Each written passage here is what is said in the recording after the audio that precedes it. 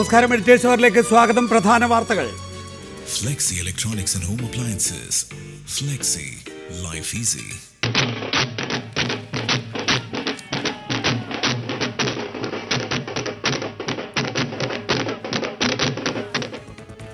ജമ്മുകാശ്മീർ നിയമസഭയിൽ ആർക്കും ഭൂരിപക്ഷമില്ല. PDP വലിയ കക്ഷി. താഴ്വരയിൽ BJP ഇല്ല. സർക്കാർ ഉണ്ടാക്കാൻ ഏത് സാധ്യതയും പരിഗണിക്കുമെന്ന് അമിത്ഷാ. ജാർഖണ്ഡിൽ BJPക്ക് കേവല ഭൂരിപക്ഷം. പ്രതിപക്ഷത്തിരിക്കാൻ തയ്യാറെന്ന് ഒമർ അബ്ദുള്ള. ജനവിധി നാഷണൽ കോൺഫറൻസിനും കോൺഗ്രസിനുമെതിരെന്ന് മെഹബൂബ മുഫ്തി. ജാർഖണ്ഡിൽ BJPയുടെ മുഖ്യമന്ത്രി സ്ഥാനാർത്ഥി അർജുൻ മുണ്ട തോറ്റു.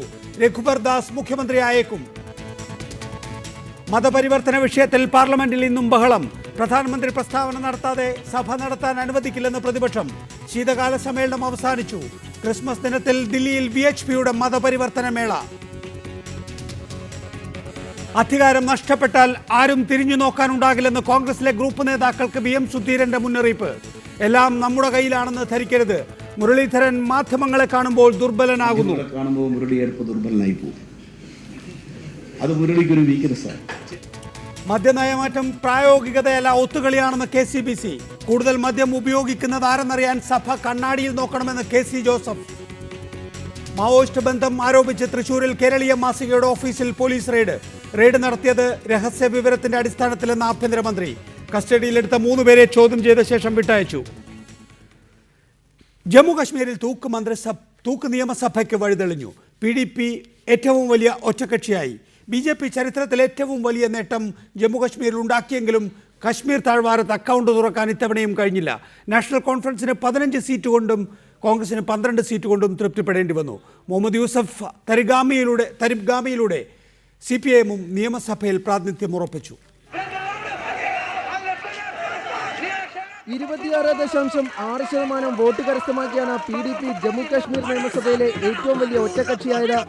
അനന്തനാഗ്, ബിജ്ബിഹാര എന്നിവ ഉൾപ്പെടുന്ന ദക്ഷിണ കശ്മീരിലും പ്രളയം നാശം വധിച്ച മധ്യ കശ്മീരിലുമാണ് PDP മുന്നേറ്റം കൈവരിച്ചത്. എന്നാൽ ഉത്തര കശ്മീരിലെ മണ്ഡലങ്ങൾ നാഷണൽ കോൺഫറൻസിനെ പൂർണ്ണമായും കൈവിടാത്തത് കേവല ഭൂരിപക്ഷം കരസ്ഥമാക്കാമെന്ന PDPയുടെ സ്വപ്നങ്ങൾക്ക് തിരിച്ചടിയായി. കശ്മീരിലെ മണ്ഡലങ്ങളിലെ വോട്ടുകൾ PDP, നാഷണൽ കോൺഫറൻസ്, കോൺഗ്രസ് എന്നീ പാർട്ടികൾക്കായി വീതിക്കപ്പെട്ടതും ശ്രദ്ധേയമായി. കശ്മീരി പണ്ഡിറ്റുകളുടെ പിന്തുണയോടെ കാശ്മീർ താഴ്വാരത്ത് താമര വിരിയിപ്പിക്കാമെന്ന BJPയുടെ കണക്കൂട്ടലുകളും തെറ്റി. പാർട്ടി ഏറെ പ്രതീക്ഷിച്ചിരുന്ന അമീറ കടൽ, ഹബ്ബ കടൽ മണ്ഡലങ്ങളിൽ താമര ചിഹ്നത്തിൽ മത്സരിച്ച സ്ഥാനാർത്ഥികൾക്ക് ലഭിച്ച വോട്ട് 3 അക്കം കടന്നില്ല. എന്നാൽ BJP പിന്തുണയോടെ മത്സരിച്ച സജാദ് ലോണിന്റെ ജമ്മു കാശ്മീർ പീപ്പിൾസ് കോൺഫറൻസ് 2 സീറ്റുകളിൽ വിജയിച്ചു. നേരിയ ഭൂരിപക്ഷത്തിനാണെങ്കിലും കുൽഗാം നിയമസഭാ മണ്ഡലത്തിൽ നിന്ന് CPM സംസ്ഥാന സെക്രട്ടറി മുഹമ്മദ് യൂസഫ് തരിഗാമി തുടർച്ചയായി 4ാം തവണയും വിജയിച്ചു. 2008 നിയമസഭാ തെരഞ്ഞെടുപ്പിൽ 11 സീറ്റുകൾ മാത്രം ലഭിച്ചിരുന്ന BJP എന്നാൽ ഇത്തവണ ജമ്മു കാശ്മീർ നിയമസഭയിലെ ഏറ്റവും വലിയ 2ാമത്തെ ഒറ്റക്കക്ഷിയായി ഉയർന്നു. ലോക്സഭാ തെരഞ്ഞെടുപ്പ് എന്നതുപോലെ ജമ്മു മേഖലയാണ് ഇത്തവണയും BJPക്ക് തുണയായത്. അഭിപ്രായ സർവേകൾ പൂർണ്ണമായും എഴുതിത്തള്ളിയ കോൺഗ്രസ് എന്നാൽ 12 സീറ്റുകളിൽ വിജയിച്ചു. ജമ്മുവിലും ലഡാക്കിലും കശ്മീരിലും സ്ഥാനാർത്ഥികളെ വിജയിപ്പിക്കാനായ ഏക പാർട്ടിയും ഇത്തവണ കോൺഗ്രസ് ആണ്. അതിർത്തി പ്രദേശങ്ങളിലെ മണ്ഡലങ്ങളിൽ കോൺഗ്രസിനും BJPക്കുമാണ് മുന്നേറ്റമുണ്ടായത്. റിപ്പോർട്ടർ, ദില്ലി. സംസ്ഥാന ചരിത്രത്തിൽ ആദ്യമായി ജാർഖണ്ഡിൽ BJP സഖ്യം കേവല ഭൂരിപക്ഷം നേടി. 42 സീറ്റുകളാണ് 81 അംഗ നിയമസഭയിൽ BJP സ്വന്തമാക്കിയത്. 18 സീറ്റുകൾ നേടി ജാർഖണ്ഡ് മുക്തി മോർച്ച നില മെച്ചപ്പെടുത്തി. കോൺഗ്രസും ജാർഖണ്ഡ് വികാസ് മോർച്ചയും 7 സീറ്റുകൾ വീതം നേടി 3ാം സ്ഥാനത്താണ്. പ്രതിപക്ഷ നേതാവ് അർജുൻ മുണ്ട പരാജയപ്പെട്ടതോടെ BJP ദേശീയ ഉപാധ്യക്ഷൻ രഘുബർ ദാസ് മുഖ്യമന്ത്രിയാകാൻ സാധ്യതയേറി. നരേന്ദ്രമോദി തരംഗത്തിൽ ജാർഖണ്ഡിൽ മൃഗീയ ഭൂരിപക്ഷം പ്രതീക്ഷിച്ചിരുന്ന BJPക്ക് ഭാഗിക ആശ്വാസം മാത്രം. 81 അംഗ നിയമസഭയിൽ 62 സീറ്റുകൾ വരെ ലഭിക്കുമെന്ന പ്രവചനങ്ങൾ ശരിയാകുമെന്ന് തോന്നിച്ച ആദ്യ മണിക്കൂറുകളിലെ ലീഡ് പാർട്ടിക്ക് നിലനിർത്താനായില്ല. എങ്കിലും കേവല ഭൂരിപക്ഷത്തിലേക്ക് നീങ്ങിയ BJP സഖ്യത്തിന് ജാർഖണ്ഡിന്റെ 14 വർഷത്തെ ചരിത്രത്തിൽ ആദ്യമായി കേവല ഭൂരിപക്ഷം നേടിയെന്ന നേട്ടം സ്വന്തം. സുസ്ഥിര ഭരണമെന്ന BJPയുടെ മുദ്രാവാക്യത്തിന് അനുകൂലമായി വോട്ടുകൾ പതിഞ്ഞുവെന്നാണ് ജനവിധി വ്യക്തമാക്കുന്നത്. ആദിവാസി ന്യൂനപക്ഷ മേഖലകളിൽ നേരിയ മുന്നേറ്റമുണ്ടാക്കാനേ BJPക്ക് കഴിഞ്ഞുള്ളൂ. ബാക്കിയുള്ളൂ. ജാർഖണ്ഡ് മുക്തി മോർച്ചയുടെ കോട്ടകുത്തളമായ സാന്താൾ പർഗാനയിലെ 18 സീറ്റുകളിൽ 7 BJP നേടി. ഇവിടെ നഷ്ടമായ സീറ്റുകൾ മറ്റിടങ്ങളിൽ നിന്ന് തിരിച്ചുപിടിക്കാൻ കഴിഞ്ഞതുകൊണ്ടാണ് ജാർഖണ്ഡ് മുക്തി മോർച്ചയ്ക്ക് കഴിഞ്ഞ തിരഞ്ഞെടുപ്പിനേക്കാൾ നില മെച്ചപ്പെടുത്താനായത്. ഹസാരിബാദ്, റാഞ്ചി, ജാർഖണ്ഡ് മേഖലകളിലും BJPക്ക് മികച്ച പ്രകടനം കാഴ്ചവെക്കാനായി. പ്രധാനമന്ത്രി നരേന്ദ്രമോദി പ്രചരണത്തിനെത്തിയ ദുംക മണ്ഡലത്തിൽ മുഖ്യമന്ത്രി ഹേമന്ത് സോറനെ BJP സ്ഥാനാർത്ഥി വീഴ്ത്തിയെന്നതും ശ്രദ്ധേയം. എന്നാൽ നരേന്ദ്രമോദിയും അമിത്ഷായും പ്രചരണ രംഗത്ത് സജീവമായിരുന്നിട്ടും മോഡി തരംഗം ആഞ്ഞടിക്കാത്തതാണ് ജാർഖണ്ഡിൽ BJPയുടെ കണക്കുകൂട്ടലുകൾ തെറ്റിച്ചത്. ലോക്സഭാ തെരഞ്ഞെടുപ്പിൽ 38.8% വോട്ട് വിഹിതം ഇക്കുറി 31.5% കുറഞ്ഞു. മുഖ്യമന്ത്രിയാകാൻ സാധ്യത കൽപ്പിക്കപ്പെട്ടിരുന്ന അർജുൻ മുണ്ടയ്ക്കും സഖ്യകക്ഷി AJSUവിന്റെ നേതാവ് സുദേശ് മഹാതോയ്ക്കും അടിതെറ്റിയത് വിജയത്തിന്റെ തിളക്കം കെടുത്തി. സീറ്റ് നിലയിൽ 3ാം സ്ഥാനത്തിന് വേണ്ടിയായിരുന്നു കോൺഗ്രസും ബാബുലാൽ മറാണ്ടിയുടെ JVMഉം തമ്മിലുള്ള മത്സരം. BJPക്കെതിരെ RJDയെയും JDUവിനെയും അണിനിരത്തിയെങ്കിലും കോൺഗ്രസിന് നേട്ടമുണ്ടാക്കാനായില്ല. BJP സർക്കാർ രൂപീകരിക്കുമെന്ന് ഉറപ്പായതോടെ മുഖ്യമന്ത്രി ആരാകുമെന്ന ചർച്ചകൾ സജീവമായി. പാർട്ടി ദേശീയ ഉപാധ്യക്ഷനും മുൻ ഉപമുഖ്യമന്ത്രിയുമായ രഘുവർ ദാസിനാണ് സാധ്യത കൽപ്പിക്കപ്പെടുന്നത്. ബുധനാഴ്ച ചേരുന്ന BJP പാർലമെന്ററി ബോർഡ് യോഗം ഇക്കാര്യത്തിൽ അന്തിമ തീരുമാനമെടുക്കും. റിപ്പോർട്ടർ, ദില്ലി. വിഷയത്തിൽ നമ്മോടൊപ്പം ഷാജി ജോസഫ്, മാധ്യമപ്രവർത്തകൻ ബാലശങ്കർ, BJP നേതാവ് MT രമേശ്, M ലിജു എന്നിവർ വിവിധ സ്റ്റുഡിയോകളിൽ. ആദ്യം ശ്രീ ബാലശങ്കർ, ഇന്നത്തെ ജാർഖണ്ഡിലെയും ജമ്മു കശ്മീരിലെയും തെരഞ്ഞെടുപ്പ് ഫലം BJPയെ സംബന്ധിച്ചിടത്തോളം നേട്ടമാണോ അതോ തിരിച്ചടിയാണോ? 2014 മെയ് മാസത്തിൽ നടന്ന ലോക്സഭാ തെരഞ്ഞെടുപ്പിൽ 81 സീറ്റുകളിൽ ഏതാണ്ട് 57 സീറ്റ് സെഗ്മെൻറ്റുകളിലും BJPക്കായിരുന്നു വിജയം. ജമ്മുവിൽ 37 സീറ്റിൽ 25 സീറ്റുകൾ വിജയിക്കാനായിട്ടുണ്ടെങ്കിൽ പോലും ലഡാക്കിലോ കശ്മീർ വാലിയിലോ ഒരു സീറ്റ് പോലും നേടാനായിട്ടില്ല. ഇത് BJPക്ക് ഒരു പാൻ ഇന്ത്യൻ പാർട്ടിയായി വളരാനുള്ള ആഗ്രഹത്തിനുള്ള തിരിച്ചടിയായി കാണുന്നവരുണ്ട്. താങ്കളുടെ വിലയിരുത്തൽ? BJP പ്രതീക്ഷിച്ചത്ര തന്നെ വിജയം 2 സംസ്ഥാനങ്ങളിലും ഉണ്ടാക്കിയെന്നാണ്. ഏറ്റവും കൂടുതൽ വോട്ട് നേടിയ പാർട്ടി BJPയാണ് 2 സംസ്ഥാനങ്ങളിലും.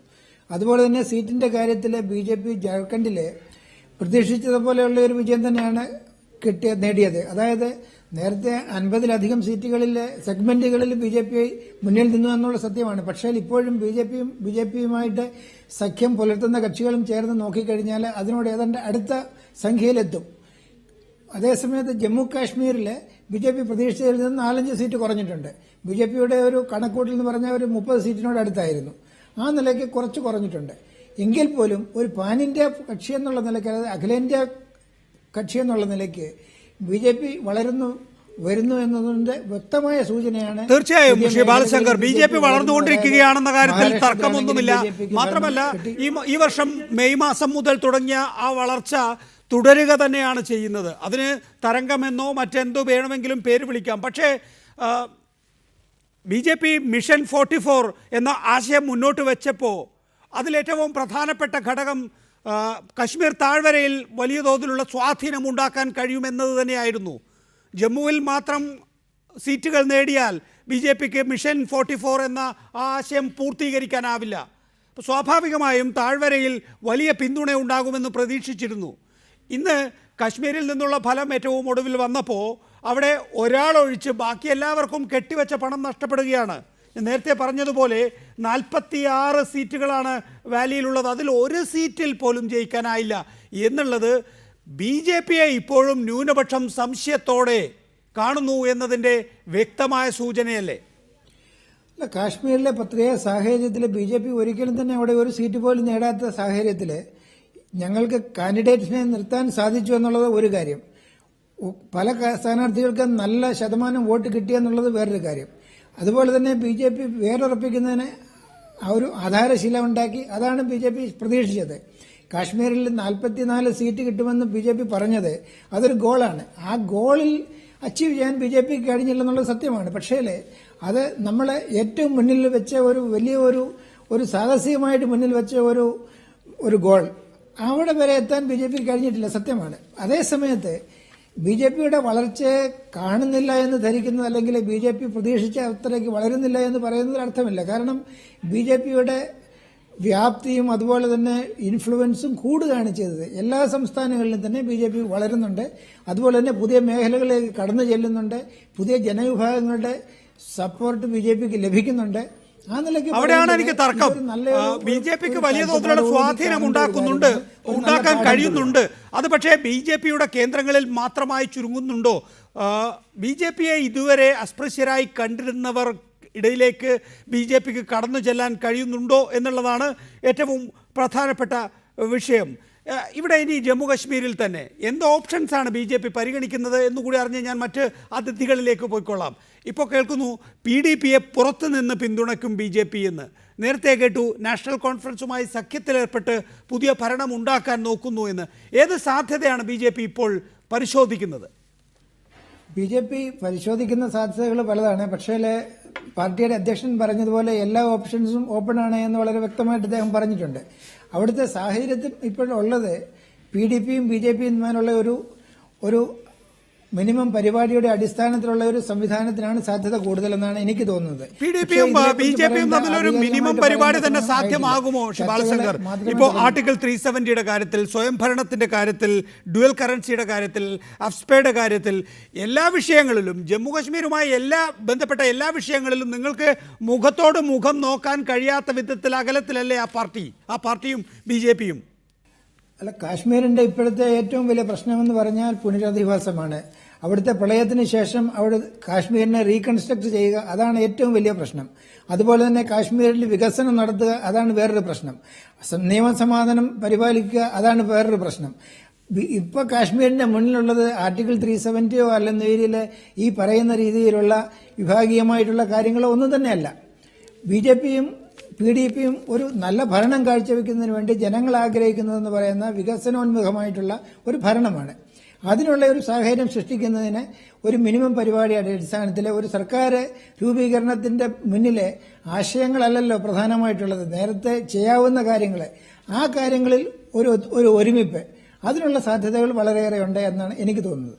വ്യക്തതയുണ്ട് അക്കാര്യത്തിൽ. ശിബാലശങ്കർ, ഞാൻ താങ്കളിലേക്ക് മടങ്ങിയെത്താം. ഇവിടെ ശ്രീ ഷാജി ജോസഫ്, 81 സീറ്റിൽ ഒറ്റയ്ക്ക് മത്സരിക്കാനുള്ള തീരുമാനം അബദ്ധമായി പോയി ഇന്നാണ് സുബോധ് സഹായ് പറയുന്നത്. 81 സീറ്റിൽ ഒറ്റയ്ക്ക് മത്സരിച്ചത് കോൺഗ്രസ് തന്നെ തീരുമാനിച്ചു. ഒരു വ്യക്തതയില്ലേ ആ പാർട്ടിക്ക്? അവിടെ 4ാം സ്ഥാനത്ത് പോയി ജാർഖണ്ഡിൽ. ഇവിടെ ജമ്മു കശ്മീരിൽ വലിയ തിരിച്ചടി ഉണ്ടാകാതെ കഷ്ടിച്ച് രക്ഷപ്പെട്ടു. ഇനി ആകെ കേരളത്തിലും കർണാടകത്തിലും മാത്രമാണ് കോൺഗ്രസ് അധികാരത്തിലുള്ളത്. എന്തുകൊണ്ടാണ് JMMുമായുള്ള സഖ്യം കോൺഗ്രസ് ഉപേക്ഷിച്ചത്? അത് അബദ്ധമായി പോയി ഇന്ന് അവർ കരുതുന്നുണ്ടെങ്കിൽ ആരായിരുന്നു ആ സഖ്യം വേർപെടുത്താൻ തീരുമാനിച്ചത്?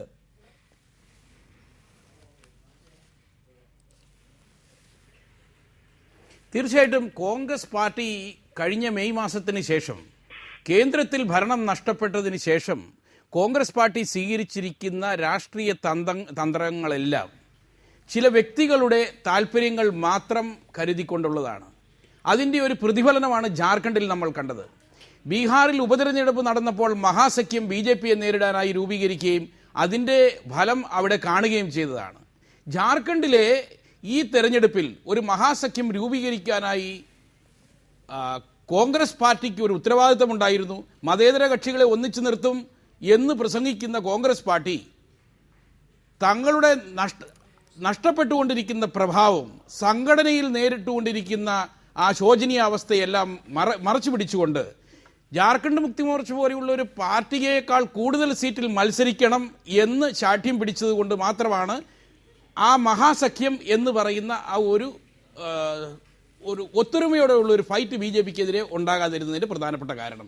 ഇതിൻ്റെ പുറകിൽ ചില അണിയറ രഹസ്യങ്ങളുണ്ടായിരുന്നു. ഒന്ന് എന്ന് പറയുന്നത് 2009 തെരഞ്ഞെടുപ്പിൽ കോൺഗ്രസിൻ്റെ ഏതാണ്ട് 5 സിറ്റിംഗ് സീറ്റുകളിൽ JMM വിജയിക്കുകയുണ്ടായി. ഈ 5 സീറ്റുകളിലെയും നേതാക്കൾ ഇന്ന് കോൺഗ്രസിലെ ആ സംസ്ഥാനത്തെ പ്രധാനപ്പെട്ട നേതാക്കളാണ്. അപ്പോൾ അവരുടെ തട്ടകത്തിൽ നിന്ന് സിറ്റിംഗ് സീറ്റായ JMMന്റെ സീറ്റ് തിരിച്ചു പിടിക്കാൻ അവർക്ക് സാധിക്കാതെ വരുന്നു. അതുകൊണ്ട് ഈ സഖ്യമായി മുന്നോട്ട് പോയാൽ അത് അവരെ ആ ഏരിയയിൽ നിഷ്പ്രഭമാക്കും എന്നുള്ള ഒരു കാരണമായിരുന്നു പ്രധാനമായിട്ടും അവിടെ ഉണ്ടായിരുന്നത്. ഇതുകൂടാതെ കോൺഗ്രസിനുള്ളിലും RJD പോലുള്ള പാർട്ടികളും, RJDയും ജനതാദൾ യുണൈറ്റഡും ഒക്കെ ഒരു മഹാസഖ്യത്തെ കൊണ്ടുവരാൻ അവർ JMMനോടൊപ്പം നിൽക്കാൻ തയ്യാറായി വന്നവരാണ്. എന്നാൽ കോൺഗ്രസ് പാർട്ടി കാണിച്ച ഒരു ഫ്യൂഡലിസം, ഒരു രാഷ്ട്രീയ ഫ്യൂഡലിസം ഒരു ജന്മി സ്വഭാവം. അത് തങ്ങൾ എത്ര ക്ഷീണിച്ച് അവശരായി എന്ന് പറഞ്ഞാലും തങ്ങൾ തന്നെയായിരിക്കും അവിടെ നേതൃത്വം കൊടുക്കുന്നത് എന്ന് അവർ കാണിച്ച ആ ഒരു രാഷ്ട്രീയപരമായ ബുദ്ധിഹീനത കൊണ്ട് മാത്രമാണ് ഇതിൽ ഈ പറയുന്ന സുബോധ് കാന്ത് സാഹായിയുടെ ഒരു മേജർ റോൾ ഉണ്ടായിരുന്നു ഈ സഖ്യം പൊളിക്കുന്ന കാര്യത്തിൽ. ഇതൊരു വശമാണ്. എന്നാൽ ഈ സാഹചര്യങ്ങളെ തങ്ങൾക്ക് അനുകൂലമാക്കി തീർക്കാൻ BJP മെനഞ്ഞ തന്ത്രങ്ങൾ വളരെ ശക്തമായ രീതിയിൽ ആവിഷ്കരിക്കാനും അവ തെരഞ്ഞെടുപ്പ് രംഗത്തിൽ ഗ്രാമാന്തരങ്ങളിലേക്ക് എത്തിക്കാനും BJPക്ക് സാധിക്കുകയുണ്ടായി. BJPയുടെ കാഡർ അത് RSSന്റെ സഹായത്തോടു കൂടി തന്നെ നോർത്ത് ചോട്ട്നാഗ്പൂരിലും സൗത്ത് ചോട്ട്നാഗ്പൂരിലും വളരെ ശക്തമായ രീതിയിൽ പ്രവർത്തിക്കുകയും അവർ പിടിച്ചെടുത്ത സീറ്റുകൾ എന്ന് പറയുന്നത് പ്രധാനമായിട്ടും കോൺഗ്രസിൻ്റെയും RJDയുടെയും മേഖലകളിലെ സീറ്റുകളാണ് പിടിച്ചെടുത്തിരിക്കുന്നത്. ജാർഖണ്ഡ് മുക്തി മോർച്ചയ്ക്ക് പ്രഭാവമുള്ള, അവർക്ക് ആർജവമുള്ള, അവർക്ക് പിന്തുണയുള്ള ഏരിയയായ സിംഗ്ഭൂമിലും സന്താൾ പർഗാനയിലും ചില പോക്കറ്റുകൾ അവർ ഇൻറോഡ്സ് ഉണ്ടാക്കിയപ്പോൾ BJPയുടെ ശക്തി കേന്ദ്രങ്ങളായിരുന്ന സൗത്ത് ചോട്ട്നാഗ്പൂരിൽ JMM തിരിച്ചടിക്കുകയുണ്ടായി. അപ്പോൾ അവിടെ ഒരു സഖ്യമുണ്ടാക്കാൻ സാധിക്കാതെ വന്നത് BJPക്ക് അനുകൂലമായി. അതുപോലെ തന്നെ തങ്ങൾ ആവിഷ്കരിച്ച പദ്ധതിയെ, രാഷ്ട്രീയ പദ്ധതിയെ ക്ലീനായി സർജിക്കൽ പ്രിസിഷനോടുകൂടി നടപ്പാക്കാൻ BJPക്ക് സാധിച്ചു എന്നുള്ളതാണ് ജാർഖണ്ഡിൽ ഇപ്പോൾ. ഷാജി ജോസഫ്, നമ്മൾ ഈ കാണുന്ന എല്ലാ തെരഞ്ഞെടുപ്പുകളിലും BJPക്ക് ആവർത്തിച്ച് വിജയം ലഭിക്കുകയല്ലേ? ജാർഖണ്ഡിന്റെ ചരിത്രത്തിൽ ഒരു പാർട്ടിക്ക് കേവല ഭൂരിപക്ഷം ലഭിച്ചിട്ടില്ല. ഇതാ ഇന്ന് നരേന്ദ്രമോദിയുടെ നേതൃത്വത്തിൽ അവിടെ തെരഞ്ഞെടുപ്പ് പ്രചരണം നടത്തിയപ്പോൾ കേവല ഭൂരിപക്ഷം നേടിയിരിക്കുന്നു. അവിടെ ഒരു പ്രാദേശിക നേതാവിനെയും ചൂണ്ടിക്കാണിക്കാൻ ഇല്ലായിരുന്നു BJPക്ക്. ഉള്ള പ്രാദേശിക നേതൃത്വം തന്നെ മുമ്പ് അഴിമതി കാണിച്ചവരോ അല്ലെങ്കിൽ അധികാരത്തിൽ നിന്ന് പുറന്തള്ളപ്പെട്ടവരോ ഒക്കെ ആയിരുന്നു. ഈ നരേന്ദ്രമോദി ഉള്ളത് കൊണ്ടാണ് ജാർഖണ്ഡിൽ ഇന്ന് കേവല ഭൂരിപക്ഷം നേടിയത്. ഈ ഒരു നേതാവ് 2014 മെയ് മുതൽ ഇപ്പോൾ ഡിസംബർ ഏതാണ്ട് അവസാനിക്കാറാകുന്നു. ഈ വർഷം നോക്കൂ ലിജു, ഒരു നേതാവിൻ്റെ പേരിൽ അദ്ദേഹത്തിൻ്റെ കരിസ്മ കൊണ്ട് മാത്രമായി രാജ്യമെമ്പാടുമുള്ള തെരഞ്ഞെടുപ്പ്, അത് ഏത് ഭാഗത്തായിക്കൊള്ളട്ടെ, വിജയത്തിൻ്റെ ആവർത്തനം ഉണ്ടാവുകയാണ്. ഇങ്ങനെ ഒരു കാര്യം നമ്മൾ ഈ സമീപകാലത്ത് എവിടെയെങ്കിലും കണ്ടിട്ടുണ്ടോ? അസൂയ തോന്നുന്നില്ലേ ആ പാർട്ടിയോടും നേതാവിനോടും? എന്തിന് അസൂയ തോന്നണം ശ്രീനികേഷ്? ഇന്ത്യയുടെ തെരഞ്ഞെടുപ്പ് ചരിത്രം പരിശോധിക്കുമ്പോൾ ഇത്തരത്തിൽ വിജയങ്ങൾ നേടിയിട്ടുള്ള അനവധി നേതാക്കന്മാരില്ലേ? ഇപ്പം എന്തിനേറെ ഡോക്ടർ മൻമോഹൻ സിംഗ് എന്ന രാഷ്ട്രീയക്കാരനല്ലാതിരുന്ന നേതാവിന്റെ നേതൃത്വത്തിൽ പ്രധാനമന്ത്രി പദത്തിൽ അദ്ദേഹം തുടർച്ചയായി 10 വർഷക്കാലം ഇരുന്നു. അങ്ങനെയാണ് എന്നുണ്ടെങ്കിൽ BJP നേതാക്കന്മാർ മുഴുവൻ മൻമോഹൻ സിംഗിനെ 10 വർഷക്കാലം BJPയിൽ നിന്ന് അത്ഭുതകരമായ അധികാരം പിടിച്ചെടുത്ത് നിലനിർത്തിയതിന് അദ്ദേഹത്തെ ആരാധിക്കണമായിരുന്നല്ലോ. ഇപ്പോൾ നരേന്ദ്രമോദിക്ക് അനുകൂലമായ ഒരു കാലമാണ് എന്ന കാര്യത്തിൽ സംശയമൊന്നും തന്നെയില്ല. കഴിഞ്ഞ ലോക്സഭാ തെരഞ്ഞെടുപ്പ് അദ്ദേഹത്തിന് വലിയ വിജയം നേടാൻ സാധിച്ചു. ആ വിജയത്തിന്റെ തുടർച്ച നേടാൻ BJPക്ക് സാധിക്കുന്നത് എനിക്ക് തോന്നുന്നു നേരത്തെ ഞാൻ ഇങ്ങോട്ട് ചർച്ചയിലേക്ക് കടന്നു വന്നപ്പോൾ ഉണ്ടായ ഒരു ഡിസ്കഷൻ എന്റെ ശ്രദ്ധയിൽപ്പെട്ടു. പലപ്പോഴും വളരെ ഒരു പൊളിറ്റിക്കൽ സ്ട്രാറ്റജി ആവിഷ്കരിക്കുന്നതിൽ കോൺഗ്രസ് ഉൾപ്പെടെയുള്ള പാർട്ടികൾക്ക് പാളിച്ച ഉണ്ടാവുന്നു എന്നതാണ് സത്യം. ഇപ്പൊ തന്നെ ജാർഖണ്ഡിൽ അവിടെ ഉണ്ടായിരുന്ന ജാർഖണ്ഡ് മുക്തി മോർച്ച ഷിബു സോറന്റെ പാർട്ടിയുമായി കോൺഗ്രസിന് തന്ത്രപരമായ ഒരു സഖ്യം ഉണ്ടാക്കാൻ സാധിച്ചിരുന്നെങ്കിൽ, ഒരു സഖ്യകക്ഷി എന്ന രീതിയിൽ ഉയർത്താൻ സാധിച്ചിരുന്നുവെങ്കിൽ BJPയുടെ കടന്നുകയറ്റത്തെ ഒരു പരിധിവരെ തടയാൻ സാധിക്കുമായിരുന്നു. നമ്മൾ ഈ പറഞ്ഞുകൊണ്ടിരിക്കുന്നത് ഒന്ന്, രാഹുൽ ഗാന്ധി തെരഞ്ഞെടുപ്പ് പ്രചാരണത്തിന് പോകുന്നിടത്തൊന്നും ഒരു ഇമ്പാക്റ്റ് ഉണ്ടാകുന്നില്ല. അതുപോട്ടെ, അത് വ്യക്തിപരമായ കരിസ്മ ഇല്ലാത്തത് കൊണ്ടാണ് എന്ന് പറയാം.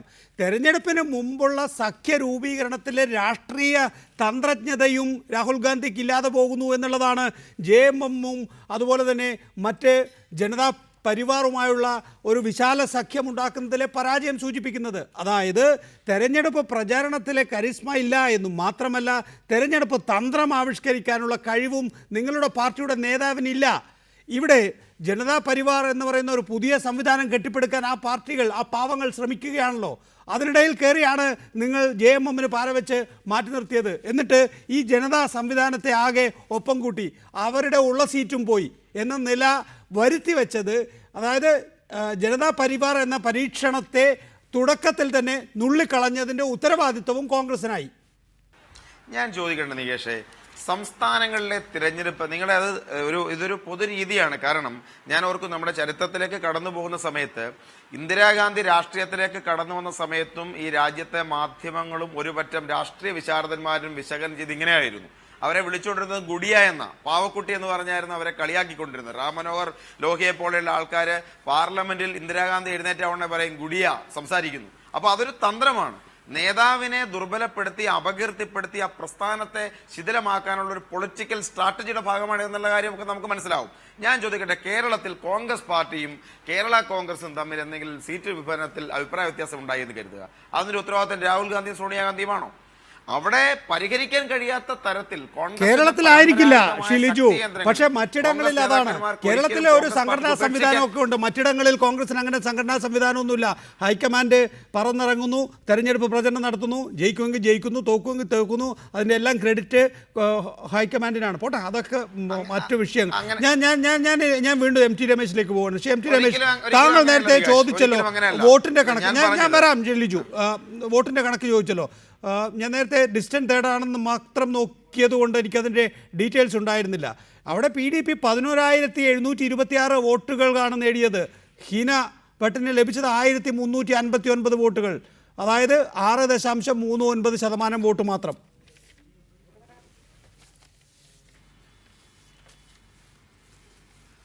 നികേഷേ, കഴിഞ്ഞ തെരഞ്ഞെടുപ്പിൽ ഞങ്ങൾക്ക് 11 സീറ്റാണ് ജമ്മുവിൽ കിട്ടിയത്. ജമ്മുവിൽ മാത്രമേ ഞങ്ങൾക്ക് മത്സരിക്കാൻ വേണ്ടി സാധിച്ചുള്ളൂ. കാശ്മീർ താഴ്വരയിലോ ലഡാക്കിലോ ഞങ്ങൾക്കൊരു സ്വാധീനം ഉണ്ടായിരുന്നില്ല. ഈ പ്രാവശ്യം ഞാൻ നേരത്തെ നിങ്ങളോട് പറഞ്ഞു, എല്ലായിടത്തും മത്സരിക്കുകയും സാധിക്കുകയും എല്ലായിടത്തും വോട്ട് കരസ്ഥമാക്കുകയും ചെയ്തു. അപ്പോൾ ഈ സീറ്റിന്റെ കാര്യത്തിലാണ് നിങ്ങൾ ഞങ്ങളോട് തർക്കിച്ചത്. ഞാൻ പറഞ്ഞല്ലോ, ജമ്മുവിൽ ഞങ്ങൾക്ക് ജയിക്കാൻ സാധിച്ചില്ല. പക്ഷെ കാശ്മീർ താഴ്വരയിൽ BJP ഉണ്ടായിരുന്നില്ല.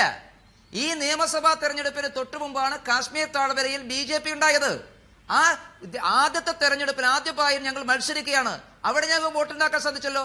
100% മുസ്ലിം ജനസാമാന്യം മാത്രമുള്ള പ്രദേശത്ത് ഞങ്ങൾക്ക് മത്സരിക്കാൻ സാധിക്കുകയും വോട്ടുണ്ടാക്കാൻ സാധിച്ചു. ഞങ്ങൾക്ക് കിട്ടിയ 23% വോട്ട് മുഴുവൻ ജമ്മുവിലല്ല, ഞങ്ങൾക്ക് കിട്ടിയ സീറ്റുകൾ മുഴുവൻ ജമ്മുവിലാണ്. പക്ഷേ ഞങ്ങൾക്ക് കിട്ടിയ 23% വോട്ട് ജമ്മുവിലേക്കുള്ള തന്നെ ലഡാക്കിലും അതേപോലെ കാശ്മീർ വാലിയിലും ഉള്ള വോട്ടാണ്. വാലിയിലെ കണക്കാണ് ഈ പറയുന്നത്. ശ്രീ എം ടി രമേശ്, ശ്രീനഗറിലെ സീറ്റുകളിൽ ഒന്നിലും കെട്ടിവെച്ച പണമില്ല എന്ന് മാത്രമല്ല, വാലിയിലെ ഏറ്റവും പ്രധാനപ്പെട്ട സ്ഥാനാർത്ഥിയുടെ വോട്ടാണ് ഞാൻ ഈ പറയുന്നത്. നികേഷേ, ആ വാലിയിൽ ഞങ്ങൾക്ക് മത്സരിക്കാൻ പോലും കഴിയുമായിരുന്നില്ല. അത് ശരി, നിങ്ങളിപ്പോ 288 സീറ്റുകളോടെ കേന്ദ്രത്തിൽ അധികാരത്തിലിരിക്കുന്ന പാർട്ടിയാണ്. അതുപോലെ തന്നെ സജ്ജദ് ലോണിനെ പോലുള്ള മുൻ വിഘടനവാദികളുമായ ഒത്തുചേർന്ന് മത്സരിക്കുന്ന പാർട്ടിയാണ്. നിങ്ങൾക്ക് പഴയ ഒരു ക്ലൗട്ട് അല്ല ഇപ്പോൾ വാലിയിലുള്ളത്. അതിനപ്പുറത്തേക്ക് പലയിടത്തേക്കും കടന്നു കയറാനുള്ള ശേഷിയുള്ള പാർട്ടിയാണ്. അതൊക്കെ സമ്മതിച്ചു ശ്രീ എം ടി രമേശ്. പക്ഷേ അവിടെ ഒരു സീറ്റ് നേടാനായില്ലല്ലോ, അവിടെ ഒരിടത്തും കെട്ടിവെച്ച കാശ് നേടാനായില്ലല്ലോ.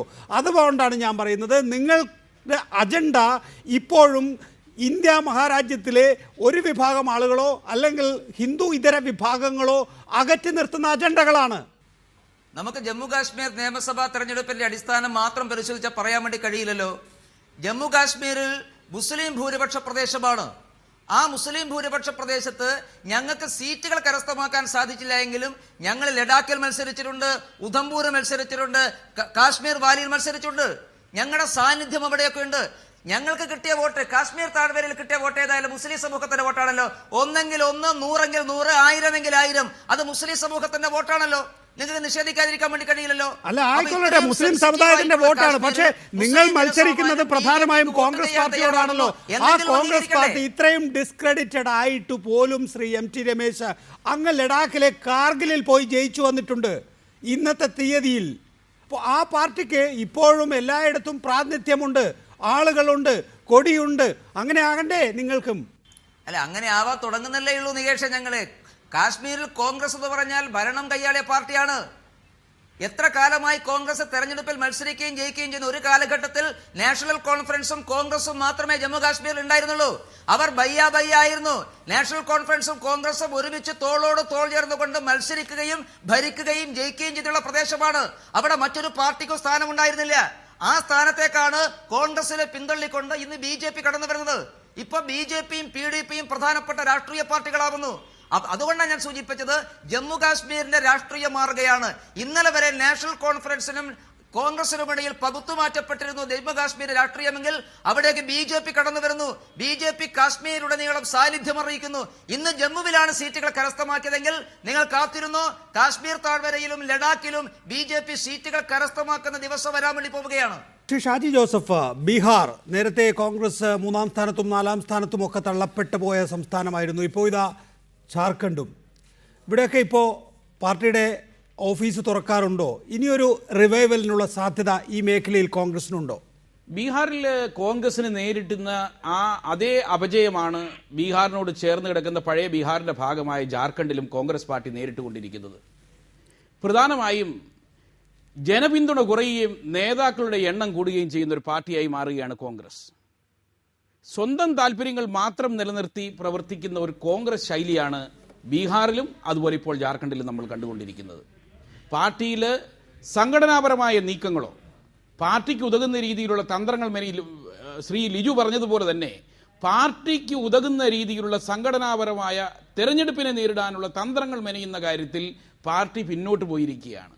അതുകൊണ്ട് തന്നെയാണ് നമ്മളിപ്പോൾ ജാർഖണ്ഡിൽ കണ്ട ഇനിയും മുന്നോട്ട് നമ്മൾ വിചാരിക്കണം, ഈ ജാർഖണ്ഡ് എന്ന് പറയുന്ന സംസ്ഥാനം ഒരു കാലഘട്ടത്തിൽ ബീഹാറിലായിരുന്ന കാലത്ത് ദക്ഷിണ ബീഹാർ എന്ന് പറയുന്ന ഇപ്പോഴത്തെ ജാർഖണ്ഡ് കോൺഗ്രസിൻ്റെ ശക്തിദുർഗം തന്നെയായിരുന്നു.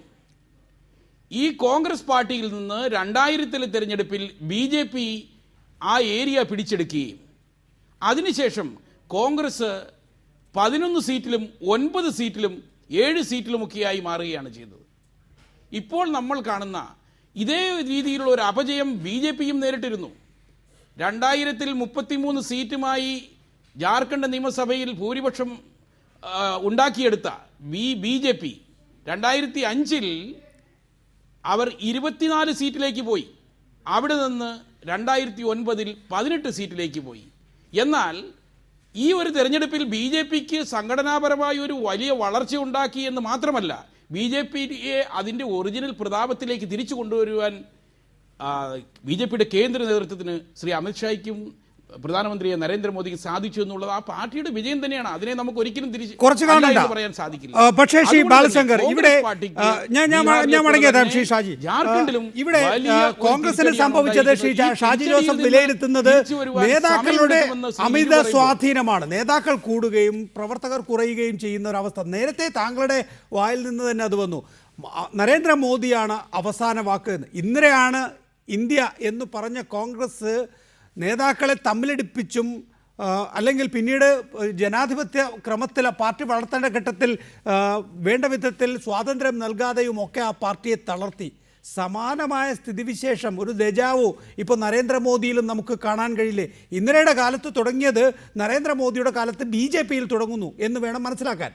അല്ല, BJP ഏറ്റവും കൂടുതൽ ജനാധിപത്യ സ്വഭാവമുള്ള പാർട്ടിയാണ്. BJPയിലെ നരേന്ദ്രമോദിക്ക് ഉന്നത സ്ഥാനത്തേക്ക് എത്താൻ വേണ്ടിയിട്ട് ഇഞ്ചിഞ്ചായിട്ട് പ്രവർത്തിച്ച് മുന്നേറിയ ഒരു നേതാവാണ്. ഒരു താലൂക്ക് ലെവൽ പ്രചാരകൻ എന്നുള്ള തലത്തിൽ നിന്ന് ഉയർന്നു വന്ന ഒരു നേതാവ്.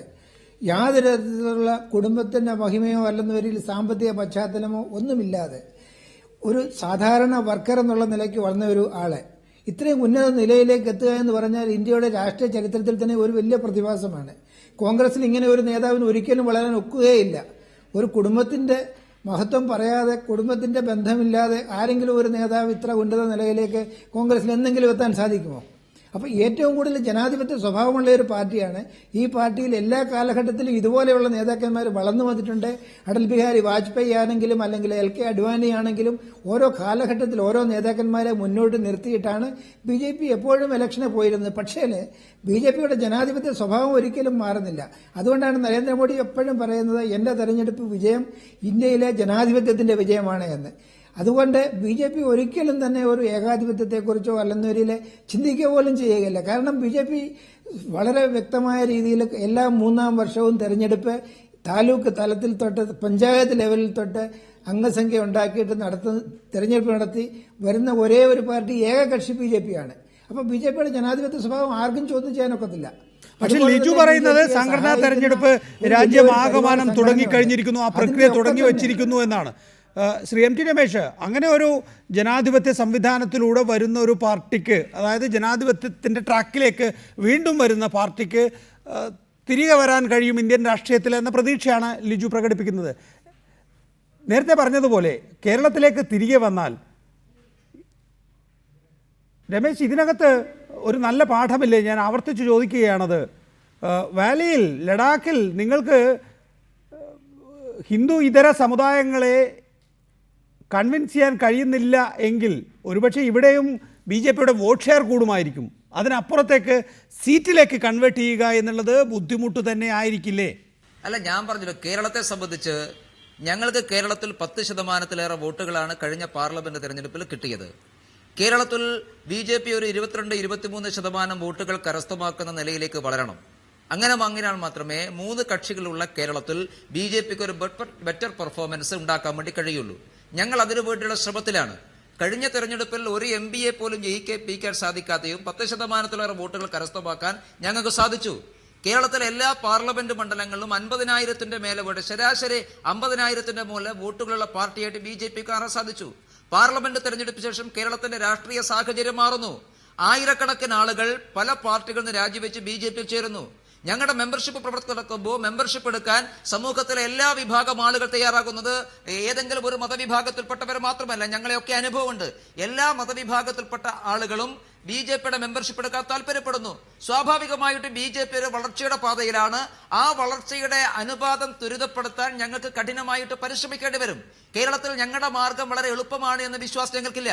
പക്ഷേ ആ കഠിനമായിട്ടുള്ള മാർഗം അത് അതിജീവിച്ചുകൊണ്ട് BJPയെ കേരളത്തിലെ ഏറ്റവും പ്രധാനപ്പെട്ട പാർട്ടിയായിട്ട് മാറാൻ സാധിക്കുമെന്നുള്ള ആത്മവിശ്വാസം ഞങ്ങൾക്കുണ്ട്. ആ ആത്മവിശ്വാസത്തിന്റെ അടിസ്ഥാനത്തിൽ തന്നെയാണ് ഇന്ത്യയിൽ എല്ലായിടത്തും BJP വളർന്നിട്ടുള്ളത്.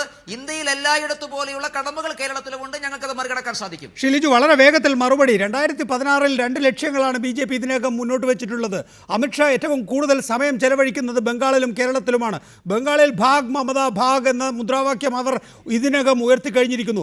കേരളത്തിൽ അക്കൗണ്ട് ഓപ്പൺ ചെയ്യാനല്ല ശ്രമിക്കേണ്ടത്, ഭരണം പിടിക്കാൻ തന്നെയാണ് ശ്രമിക്കേണ്ടത് എന്ന് അമിത്ഷാ ഇവിടെ വന്ന് BJP നേതാക്കളോട് പ്രഖ്യാപിച്ചു കഴിഞ്ഞിരിക്കുന്നു.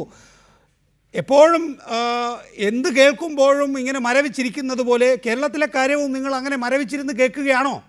ഞങ്ങളങ്ങനെ മരവിച്ചിരിക്കുന്നില്ല. ഇപ്പൊ കേരളത്തെ സംബന്ധിച്ച് ഞാൻ നേരത്തെ തന്നെ കോൺഗ്രസ് പാർട്ടി അതിന്റെ പുനരുദ്ധാരണത്തിനായി ചെയ്തുകൊണ്ടിരിക്കുന്ന കാര്യങ്ങളെ സംബന്ധിച്ച് വളരെ കൃത്യമായി പറഞ്ഞു. രാജ്യവ്യാപക മെമ്പർഷിപ്പിലൂടെ സംഘടനാ തെരഞ്ഞെടുപ്പിലൂടെ ഞങ്ങളുടെ സംഘടനാ ദൗർബല്യങ്ങൾ പരിഹരിച്ച് തിരിച്ചു വരുന്ന കാര്യം സംസാരിച്ചു കഴിഞ്ഞു. ഇപ്പൊ കേരളത്തെ സംബന്ധിച്ച് നമുക്കറിയാം, ഇപ്പൊ ജമ്മു കാശ്മീരിൽ നേരിട്ട ചില സാഹചര്യങ്ങളുണ്ട്. ബഹുസ്വരമായ ഒരു സമൂഹത്തിലേക്ക് കടന്നു കയറാൻ BJPയുടെ പ്രശ്നങ്ങൾ കാരണം ജനതയെ വിഭജിച്ച് എന്നും ഭൂരിപക്ഷ സമുദായത്തിന്റെ മാത്രം വോട്ട് പിടിച്ച് മറ്റുള്ളവരെ അകറ്റി നിർത്തണമെന്ന് ആഗ്രഹിക്കുന്ന ഒരു രാഷ്ട്രീയ പ്രസ്ഥാനത്തിന് കേരളത്തിന്റെ സങ്കീർണമായ സാമൂഹ്യ സാഹചര്യത്തിൽ കടന്നു കയറാൻ സാധിക്കില്ല. സ്വാഭാവികമാണത്. അപ്പോഴും മതപരിവർത്തനത്തെ അജണ്ടയാക്കി നിർത്തുകയും മറ്റ് ജാതി മതസ്ഥരെ ജാരസന്ധികൾ എന്ന് വിളിക്കുന്ന ഒരു രാഷ്ട്രീയ പ്രസ്ഥാനത്തിന് കേരളത്തിന്റെ നവോത്ഥാന പാരമ്പര്യമുള്ള കേരള സമൂഹത്തിൽ കടന്നു കയറാൻ സാധിക്കുമെന്ന് ഞാൻ കരുതുന്നില്ല.